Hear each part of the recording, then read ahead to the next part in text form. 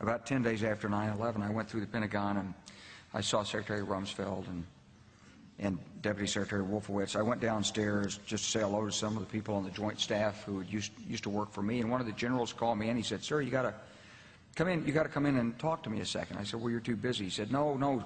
He says, "We've made the decision. We're going to war with Iraq." This was on or about the 20th of September.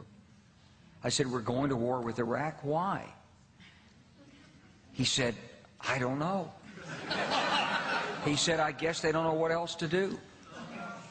So I said, "Well, did they find some information connecting Saddam to Al-Qaeda?" He said, No. He says, "There's nothing new that way. They've just made the decision to go to war with Iraq."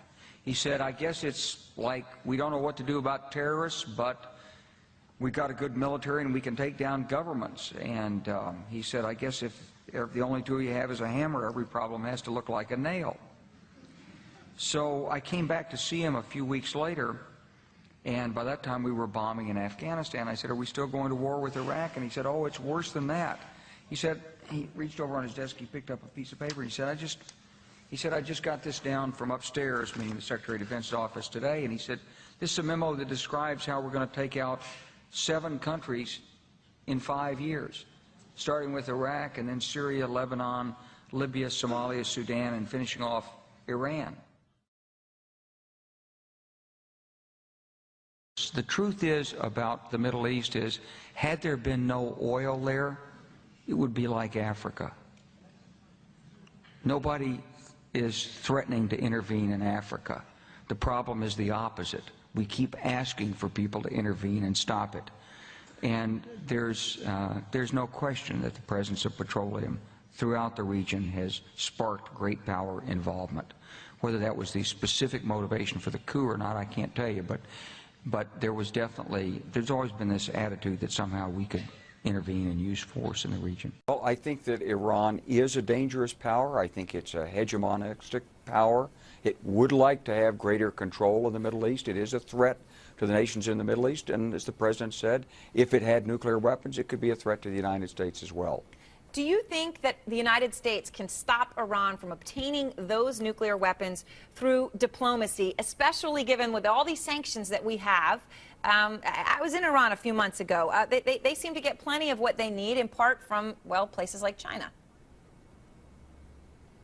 If the United States could bring China and Russia to bear, if we really went after the sanctions in the toughest possible way, if we're willing to impact Iran's ability to deal in oil, then I think it's possible that sanctions could have a decisive impact. I think sanctions are already having an impact.